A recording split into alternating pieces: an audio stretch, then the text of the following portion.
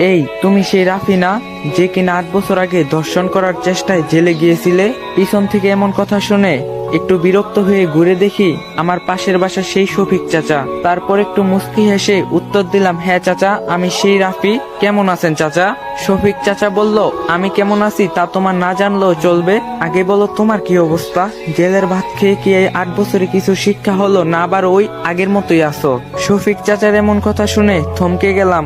এই শফিক চাচা আমার এত ভালোবাসতো যে তার বাড়িতে যদি ভালো কিছু রান্না হতো তবে সে আমাকে না দিয়ে খেত না।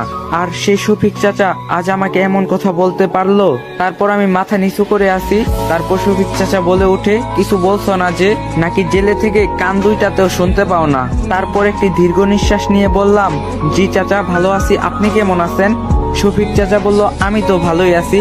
তা কবে জেল থেকে ছাড়া পেলে, নাকি জেল থেকে পালিয়েছো? শফিক চাচার এমন কথা শুনে যেন কান্না পাচ্ছে, কিন্তু ধরে রেখেছি। এই সেই শফিক চাচা যে কিনা আমার বন্ধুর চেয়ে কোনো অংশে কম ছিল না, এমনকি মাঝে মাঝে আমার সাথে মাঠে গিয়ে খেলতো।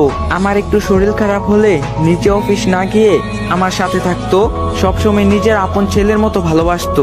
তিনি আমাদের এলাকার একজন গণ্যমান্য মানুষ ছিলেন, আর তিনি আমারে সবচেয়ে বেশি ভালোবাসতেন, যেটা বলার বাইরে।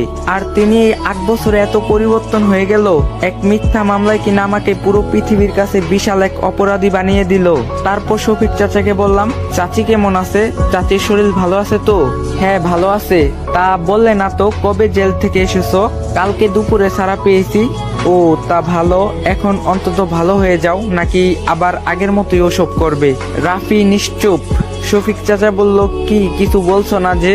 রাফি বলল, শফিক চাচা, আপনার মেয়ে ইভা ভালো আছে তো? এই কথা বলার পর শফিক চাচা যেই কথা বলল তা শুনে আমি ভীষণ অবাক হয়ে যাই। তিনি বললেন, কেন, একবার নিজের মামাতো বোনের সাথে হয়নি, এবার আমার মেয়ের দিকে কোন নজর দিচ্ছিস?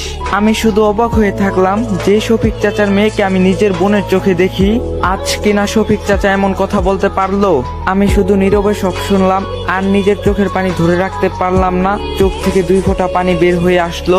তারপর শফিক চাচা বলে ওঠে, তোমাকে আমি এত ভালোবাসতাম, এত তোমাকে ভালো জানতাম, আর তুমি এই প্রতিদান দিলে। তখন আমি কান্নার স্বরে বললাম, চাচা বিশ্বাস করেন, আমি এসব কিছুই করিনি, আমাকে ফাঁসানো হয়েছে। শফিক চাচা বলল, ব্যাস অনেক হয়েছে, তুমি কিছু না করলে তো তোমাকে ফাঁসিয়ে অনেক বড় কাজ করা হয়ে যাবে। তোমার এসব কথা আমি আর শুনতে চাই না। তারপর আমি নিজের মতো করে চুপ থাকি। তারপর আবার শফিক চাচা বলে ওঠে, তা কোথায় থাকবে শুনি? তোমার বাবা মা তো আর তোমায় তাদের সাথে থাকতে দিবে না। যা কাজ করছো তুমি, তার জন্য তো তারা তাদের মুখ কাউকে দেখাতে পারে না। তো গাইস, ভিডিওটা বেশি বেশি করে কপি লিঙ্ক করে দিবেন, আর যদি নেক্সট পার্ট লাগে অবশ্যই কমেন্টে বলবেন।